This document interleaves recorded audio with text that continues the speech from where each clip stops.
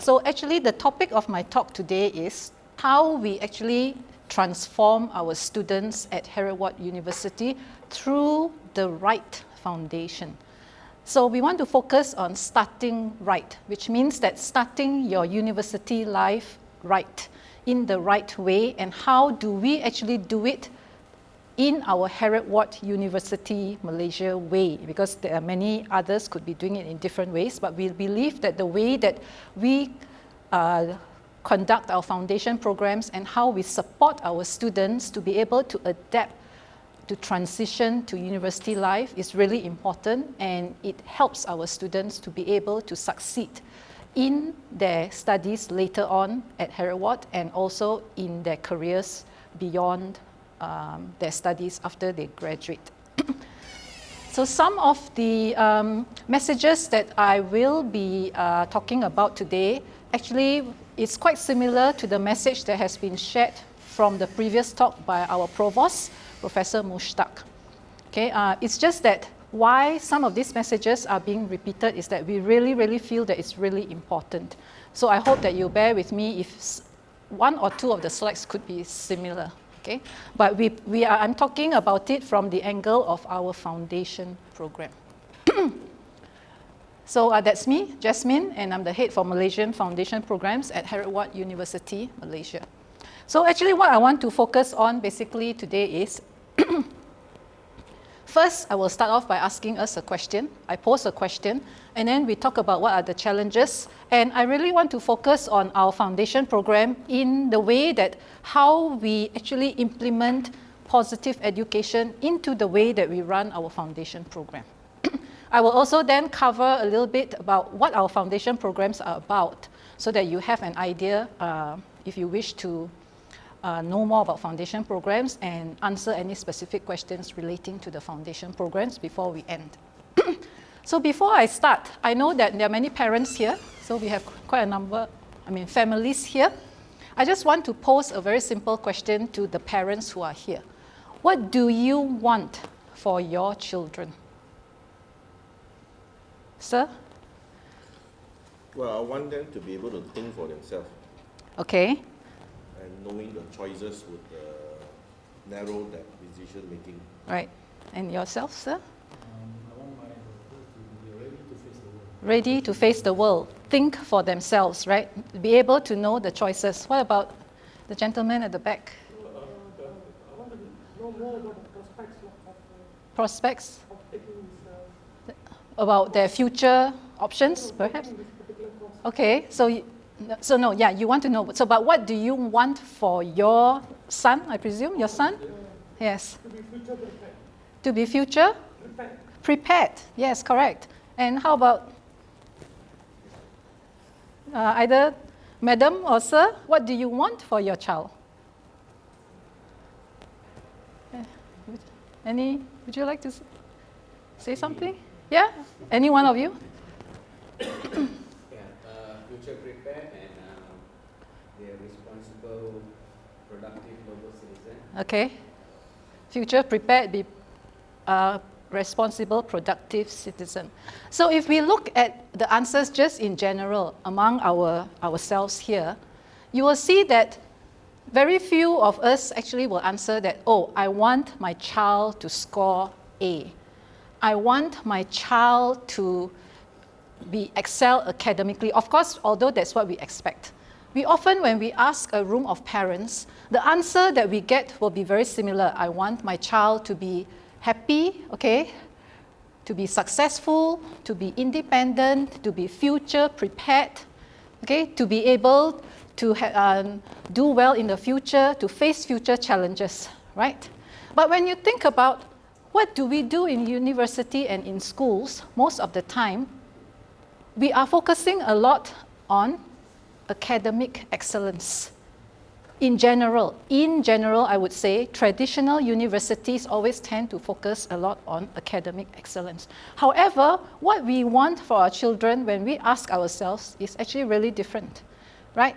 It's really different because the academic excellence are really the intrinsic kind of values or skills that we expect actually when they enter a university. So what we want, while we prepare our students to excel academically, and every university does that. By the end of your studies at any university, you will all graduate, okay, with your degree certificate, and everyone will be quite skilled in whatever academic disciplines they are prepared for. Because if you come to an accredited university, all programs are accredited, all lecturers are qualified, you know, all disciplines are the same when they are accredited in terms of the knowledge that they give, very, very similar. However, the kind of things that we talk about, facing future challenges, being well prepared for the future, how do we prepare our children for that? How do we prepare our students? So we all know that while we teach our students to excel academically, are we really teaching them the skills to lead happy, fulfilling lives and to face future challenges of the world? So we know that students who, even though they might graduate and excel academically, there are many challenges that students face today. Okay, anxiety, stress, frustration with their studies, being unable to cope with failure, depression, okay, time management, discipline issues. So actually there are many of these issues that now we see our young generation coming in nowadays, they face that, and they really need help and support in these areas. Okay? So we also look at some of the challenges that actually cause a lot of these issues. So as I said, some of these slides you might have seen in the previous talk. So example, the students who come into university today, they are being told that, oh, the degree that you are studying for, the discipline that you are preparing for, the job might not exist in future. Imagine that. They are being told that, right? So if I study for this degree, I'm being told that, oh, the job might not exist in future. It might be replaced by future jobs.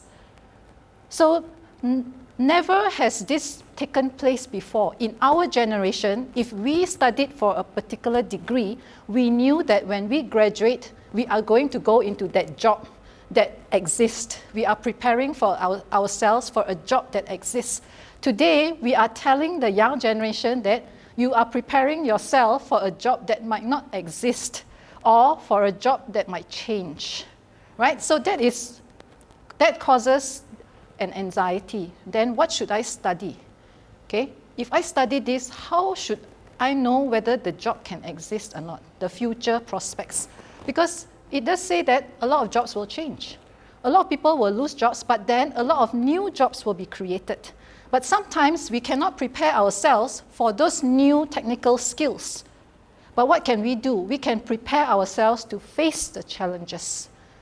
That no matter what comes, we are well prepared. That is the only thing that we can prepare ourselves now for, right? Other things that we talk about are, as I mentioned, the mental well-being. So you can see from statistics, mental well-being of youth are actually decreasing.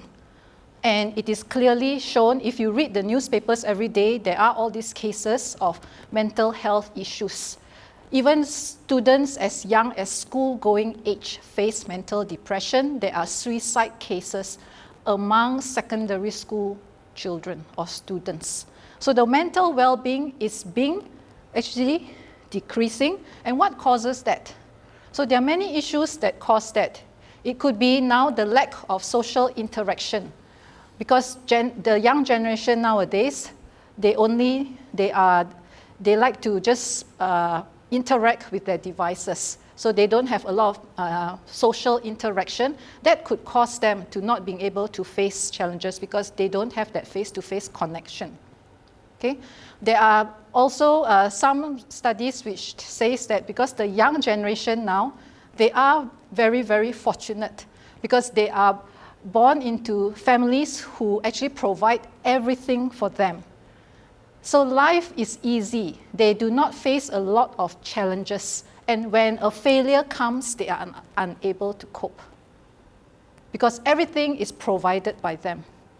So how do we build this resilience, emotional resilience, mental resilience as well in the kids to be able to face failure so that they can bounce back from it. So if you look even in Malaysia, you will see that, as I said, there are many newspaper articles that you have read that tells us that suicide is on the rise worldwide and in Malaysia. So according to the Malaysia National Health and Morbidity Survey, the most recent one, actually they did a survey in 2017, 20% of the adolescents in Malaysia suffer from depression. That's the studies. 40% have anxiety issues. 10% are stressed. And these are adolescents, which means kids from the age of maybe 13 to in their early 20s only, okay, young adults. Okay, so because of that, we are now, the university, we are receiving this population of young adults into our university who might have inherited a lot of these so-called issues, right? So while we are trying to help them, to prepare them academically to excel in their studies, we also need to look at how we actually try to address many of these issues that they could have come in with and help them to be able to overcome these challenges. So it's not only helping them to excel in their studies, but we need to support them on how they overcome an anxiety issue, how they overcome a lack of confidence, how they overcome anxiety issue, exam anxiety, depression, and all these kind of other issues that they might come in from school, right? So basically, another challenge that has often been communicated is, this is a findings by Khazanah, okay, which they published last year. So the Khazanah report also states that there is a qualifications and skills mismatch that is actually being stated by employers. So they said that Malaysian education and training institutions emphasize on academic and professional qualifications, but employers are looking for something more. So besides academic qualifications and technical skills, many employers, when they interview for employees to hire the graduates, they are actually looking for also graduates who have soft skills, good soft skills, and also some work experience. So there is also a lack of emphasis on lifelong learning actually disadvantages our students or graduates when they go out and look for jobs. So that's why in their survey, it leads to a mismatch in terms of the graduates who are coming out in general and the kind of skills that employers need. And employers are saying sometimes they need to retrain the students, some students maybe cannot speak proper English, they cannot communicate well, they cannot do a presentation, so these are all the kind of soft skills that are being sought after, and yet when students are graduating outside, they are unable to show that they have these skills. So basically, what at Heriot-Watt University, Malaysia, what we have done is that we actually realize these are challenges that are out there, and we have come out with something we call positive education. So it's not that we introduce positive education. Positive education is already there, but we have decided to actually implement it in our own way, in helping students develop themselves. Okay? So basically, if you look at what positive education is that it focuses not only on academic excellence. Of course, as a university, academic excellence is still very, very important. We still need to develop the technical skills for the disciplines that you are actually being trained for. But very importantly, we also focus on developing what we call well-being and character. So there is equal emphasis on this. And that is what positive education is. So basically, it's an education paradigm that teaches students to flourish as successful human beings or successful individuals by helping them to develop and enhance their well-being and character, besides helping them to excel academically. So a definition of positive education, which is from the State of Positive Education, states that positive education is actually based on the science of well-being and happiness, and it's an approach to education that blends academic learning with character well-being and prepares students with the life skills such as grit, optimism, resilience, growth mindset, engagement, and mindfulness. And these are a lot of the skills that are required. So for those families who attended the previous talk by Prof. Mushtaq, we actually built in a lot of these skills into the program that we call Empower program that is offered to all our undergraduate students year one. So it's a very structured program where we look at this and we develop our students in all these areas in a very structured way, in a course. Okay? But for foundation program, we actually start early in foundation as well. We don't have a formal program, but we do offer it in our a program that we call Youth Transformation Program, which I will talk about later, and how we introduce some of these to foundation students as well. So at Heriot-Watt University, Malaysia, the way that we actually focus on positive education is that we build it into our programs, and what we want to do is we want to ensure that students develop their mental and emotional resilience, have a good sense of well-being, and be happy about themselves. Okay? And one other thing that we put a very great emphasis on is that we want to make sure that every student has a purpose. Because studies have shown that individuals tend to be more successful if they actually have a purpose that they work towards. Okay, so then you have a goal that you want to work towards. So whatever obstacles or challenges that you face along the way, you will be able to overcome it by focusing on that purpose or goal, a life purpose. So we have a mechanism to ensure that all our students actually develop a life purpose when they enter our undergraduate. So in the foundation program, we help the students to develop short-term goals which help them to work towards their life purpose in future. So we also do that. So how do we do that? That's how I will introduce this called Youth Transformation Program. So when you sign up for the foundation program, actually the first week or so of the foundation program, we start off with running an orientation, a sort of an orientation program which incorporates a lot of those skills that we offer. So it's offered to all foundation students, and we call it the Youth Transformation Program. So why did we decide to actually come up with this? So as I mentioned, because of the reasons that I mentioned earlier, and also we found that over several years ago, when the foundation team, we were talking about how do we ensure that our foundation students be more resilient, they become more mindful. We want them to be more successful. We decided that the answer could be helping them to develop all these skills through a program. So a lot of the students, when they finish SPM, some of them might be you, maybe not, there are many choices that they face now. So they could be like this Calvin, where he said, what are my choices? I have no idea what I want to do, right? I'm not sure. What course should I take? How will I fit into university life, okay? I will be leaving my friends. I will be coming into a new study environment. I don't have friends with me. Maybe my friends are not going to university.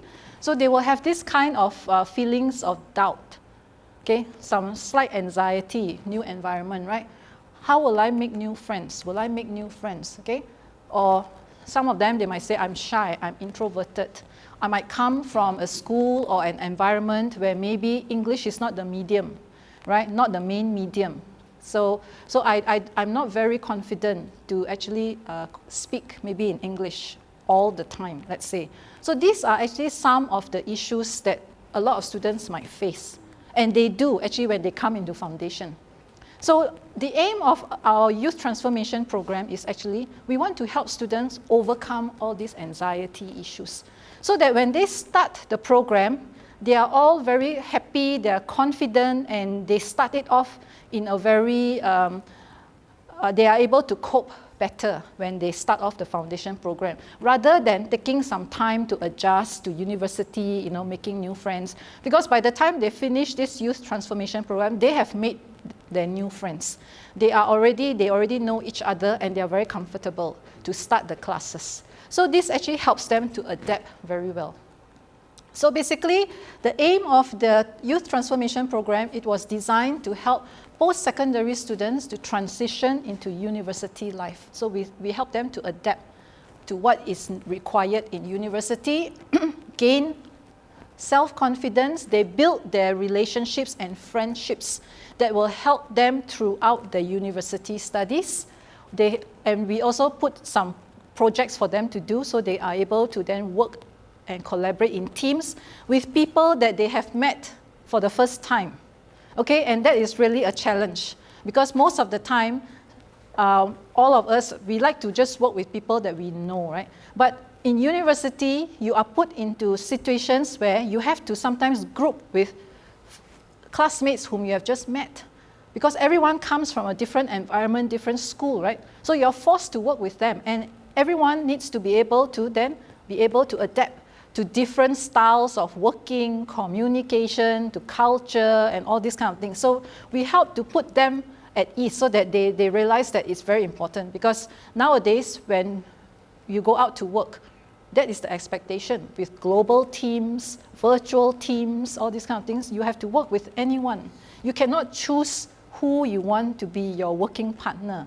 It's actually chosen for you, whoever the colleagues are, right? So we don't have that privilege to choose. So we put students into that situation where they have to adapt. They have to be able to adapt to such environment. And very importantly, we actually help them or give them some tools to manage and control emotions as well. Okay. So we actually use an emotional intelligence framework by Daniel Goleman, where it helps them to, where we brief them on what it is. So basically, it's actually looking at developing self-awareness, knowing who they are, being able to be self-aware of how they feel, being able to manage the emotions, okay, how you control your emotions, then being able to manage your relationship with others, and then being able to be aware of others' emotions as well. So those are the 4 quadrants of Daniel Goleman's emotional intelligence framework. So we introduce that to them, and we do it in a very easy to understand workshops and activities, such that they are able to then apply it. And also importantly, as I mentioned, we want to develop their sense of purpose. So we help them to develop some SMART goals that they might want to achieve while they are going through their studies in Heriot-Watt University. So this will actually put them in a frame of mind to look at life purpose when they go into year 1. So we started this youth transformation program in 2017. Okay? So this is the 4th year that we will be running the youth transformation program. Each year, when we started in 2017, we ran it 2 times for 2 intakes. So actually, we have run six iterations of this program already. So for this year, if we were to, this year for the April intake, it will be the 7th iteration, the 4th year that we will be running this program. So what is the youth transformation program? Basically, it's a 1 week and more duration. And it's basically targeted at all O-levels SPM leavers. So the sessions, as I mentioned, include all this, where we talk about emotional intelligence, being self-aware, self-management, relationship management, social awareness. We talk about brain rewiring. So when we talk about brain rewiring, what does it mean? Because we also apply research that shows that if we rewire our brain to be more positive through certain activities, it actually helps build resilience. And it helps to build sense of positivity. And this sense of positivity actually can be sustained over a long period of time, not just while you are doing it. So example, those of you who were in the earlier talk, like a gratitude video, expressing gratitude. Expressing gratitude is a way for us to actually bring out the positive emotions in us. So even if we express gratitude in a simple way by writing down. So actually our students, we get them to write what we call gratitude exercise. They have to write down 5 things that they are grateful for every day. So if you do this on a regular basis, actually studies have shown that it helps to actually increase the positivity level of your brain. And by doing that on a regular basis, the level of positivity increases and it helps people to be able to face challenges that they come across in their daily life, and it's sustained. So if you see outside on our ground floor, if you are going for your campus tour, we have a gratitude wall. And on the gratitude wall, we encourage our students to stick gratitude notes. So they just write, it's very simple. Today I am grateful for, and then they just write down, and we give them post-it notes and they write down and they stick on the wall. So we encourage them to express gratitude. There are many ways that we can express gratitude. You know, we can just write thank you. We also distribute thank you cards to our students. They can write gratitude notes to their teachers or whatever. So it's just basically training them to express gratitude in a very tangible manner. Not just saying thank you, but you know, I'm thankful for this, for that, to be in a very specific manner. And that helps them to be able to build relationships, to be able to create that sense of positivity. So team projects, as I mentioned, we have group projects, and we also get them to do some very short personality tests to understand their own traits, personality traits, so that they use that to be able to understand not only themselves, but how they will be able to interact with others.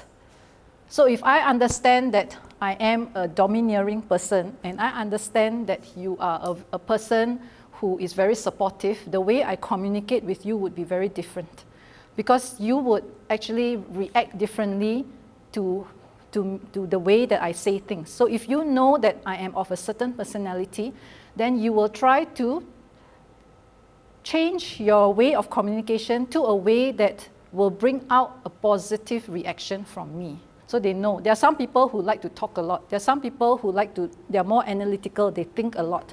So they need to have facts before they answer, right? There are some people who depend a lot on feelings. So there are many different types of people who work in a group, and if we understand their individual personality traits, we can work to their strengths. So it reduces conflicts when we have a group project. So of course, we also look at goal setting and purpose. We get our students to do goal setting. Okay, so I think there's a video here.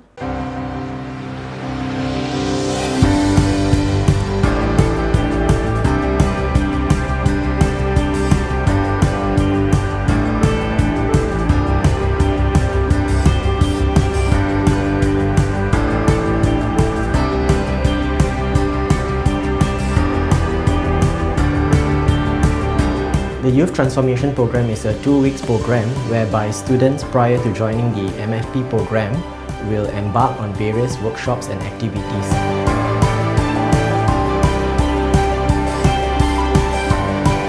YTP promotes social skills such as effective communication skills and leadership skills, which is essential for the students for their working life later on.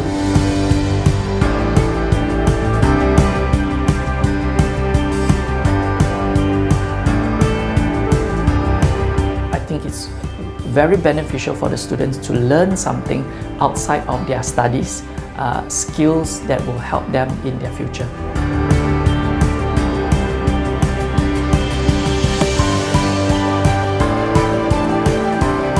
So I believe that students not only enjoy all the activities, but the activities would have a long-term and meaningful impact on their lives.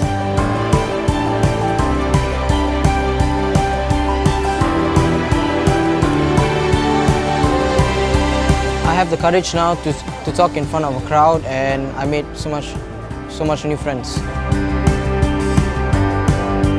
I saw the program like a week before, so I had the feeling that it was going to be very interesting and very impacting on me.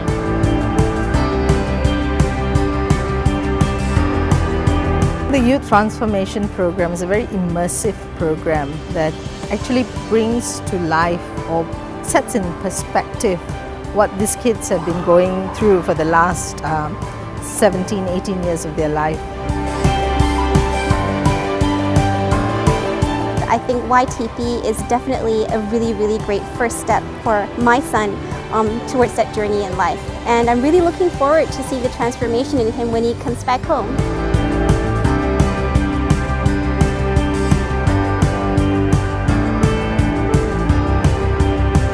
The inspiration behind my goal comes from my experiences as someone who has ADHD. I intend to write a book about my experiences in the vein of motivational and dark comedy literature. Through this book, I want to further catalyze change in how neurodiversity is perceived in Malaysian culture. My goal was inspired by a non-profit organization which does everything for love and care. This has inspired me that it is important for me to contribute to the society by showing love and care to the people who experience hardship. My goal is to be a CEO of my own innovation company called TechTech in 10 years. I will be developing a smart home system where it provides a more convenient and comfortable living to the mankind. I believe the YTP is the beginning of this journey on that transformation, the journey of retelling, rewriting the stories about ourselves and about the world in which we live in a very positive way. If you see it from the angle that I see it, you will know this country has a bright future, and I dare say the world has a very bright future.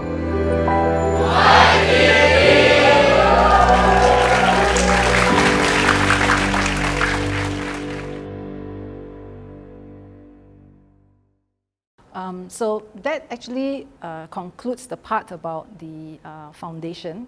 I'd just like to then give you a brief about Heriot-Watt University, Malaysia, and then I'll move on a little bit to talk about foundation programs. So Heriot-Watt University actually was a university that actually was established in 1821. So next year, 2021, we are celebrating our bicentenary, 200 years old. It will be a major celebration for us. And the university, our main campus, is actually based in Edinburgh, in Scotland. And we focus on actually programs like business, engineering, design, physical sciences, etc. So we have actually three main campuses. Okay, so in UK, actually there are 3 campuses, but the main campus is in Edinburgh. We have a campus in Dubai that was set up more than 10 years ago, and Malaysia is the youngest campus that was set up in 2013, okay, in this location.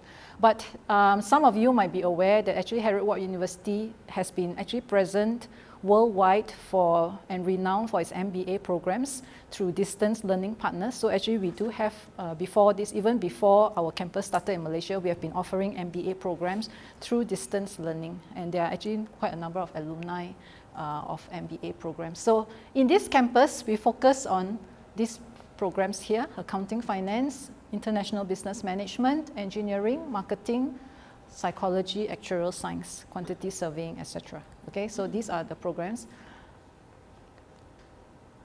Okay, so this is a bit small. So basically, just to let you know, we were set up in 2013, and actually our campus, we were invited by the Malaysian government under the Economic Transformation Plan to actually set up the campus here. Thus, our campus is in Putrajaya, okay, because we have a collaboration with Putrajaya Holdings. And this building actually doesn't belong to us, it's actually leased from Putrajaya Holdings. Okay, and the design of this building is the same architect as the one who designed PICC, Putrajaya Convention Center. That's why you can see the design is very similar, because it's the same architect, Hijaz Kasturi actually designed these 2 buildings. It's a green building.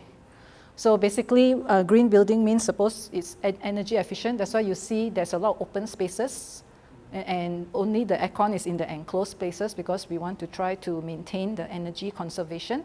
And when you have an opportunity to go to the rooftop, actually ours is a living rooftop. Actually, there's grass at the top there. So it's a living rooftop that is at the top of our and it helps to trap the rain and all that to cool down the building.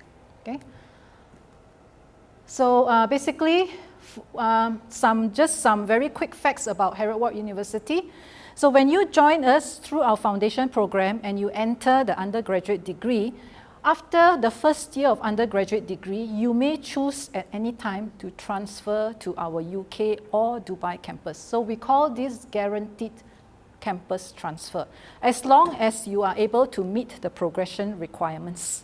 So we don't set any academic limitation, academic achievement for you to go, as long as you met your progression from year 1 to year 2, and we don't set quota. Anyone can go, as many as possible. And if you choose to go through that path, we call it the Go Global program for our Heriot-Watt University Malaysia students, then you will get a 20% tuition fee waiver of the international fee that you will pay when you transfer to UK or Dubai. Because when you transfer overseas, you will be paying the UK fee, but we will give 20% fee waiver of your international tuition fee for students who transfer from Malaysian campus. Okay? And you can actually, it's very flexible. You may choose to transfer there and study for as short duration as 1 semester, and then you come back. Or you can stay for 1 year and you come back, or you can choose to graduate there. Or you can, so there's a whole range of possibilities. You can do 1 year here, 2 years there, 1 year, 1 here, 1 year there, 1 year Dubai, okay? Or 1 year here, 1 year there, come back 1 year, etc. So there are many combinations that students can choose, okay? And you can also complete at our international campus and graduate there. Similarly, under this Go Global program, we do have students from our overseas campus who do that as well.